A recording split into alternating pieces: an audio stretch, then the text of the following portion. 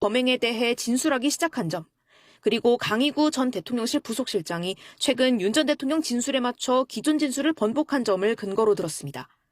윤 전 대통령이 불구속 상태에서 계속 수사를 받으면 사건 관계자들을 회유 압박할 수 있다는 겁니다. 지난 1월 서울 서부지법은 윤 전 대통령 구속영장을 발부하면서 증거인멸 우려가 있다고 밝힌 바 있습니다. 최근 김용현 전 국방부 장관이나 여인영 전 사령관 등에 대해 발부된 추가 구속영장에도 같은 사유가 적용됐습니다. 윤 전 대통령은 구속영장 심사가 끝나면 서울구치소에서 대기할 것으로 보입니다. 발부 또는 기각 결정은 오늘 밤에서 내일 오전 사이에 내려질 것으로 전망됩니다.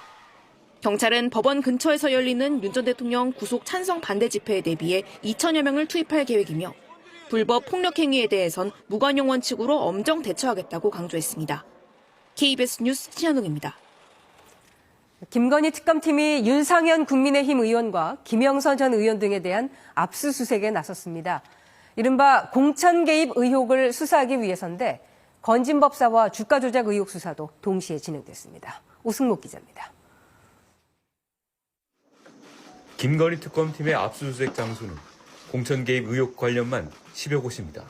의혹 당사자들로 지목된 김영선 전 의원의 자택 2곳과 휴대전화 2대, 현재 국가정보원장 법률특별보좌관을 맡고 있는 김상민 전 부장검사 자택 등입니다.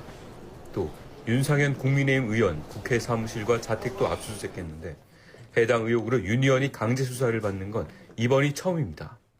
많은 의혹이 장기간 제기되어 온 만큼 신속하게 사건의 진상을 규명할 필요가 있다고 판단하고 특검 수사 대상은 지난 2021년 재보궐선거, 2022년 지방선거와 재보궐선거, 그리고 21대와 22대 총선 등 총 5개, 2020년부터 지난해까지 치러진 대부분의 전국 단위 선거입니다. 윤석열 전 대통령과 김건희 여사가 명태균 씨로부터 무상 여론조사 등을 대가로 김영선 전 의원이나 김상민 전 부장검사가 국민의힘 공천을 받게 도왔다는 게 의혹의 골자입니다. 당시 당 공천관리위원장이던 윤상현 의원도 공정한 공천 심사를 방해한 혐의로 고발돼 피의자 신분이 됐는데 지난 1월 검찰 조사에서는 대부분 의혹을 부인한 것으로 알려졌습니다. 특검은 건진법사, 삼부토건 주가 조작 등 다른 김건희 여사 관련 사건 수사도 이어갔습니다. 통일교 원정도박 수사 무마 의혹과 관련해 경찰청 국가수사본부와 춘천경찰서 경비안보과 PC 등 자료 확보에 나서는 한편 삼부토건 임원진과 유라시아 경제연합회장 등을 잇따라 소환 조사했습니다. KBS 뉴스 오승목입니다. 순직해병 특검팀은 김태효 전 국가안보실 1차장을 모레 소환 조사하기로 했습니다.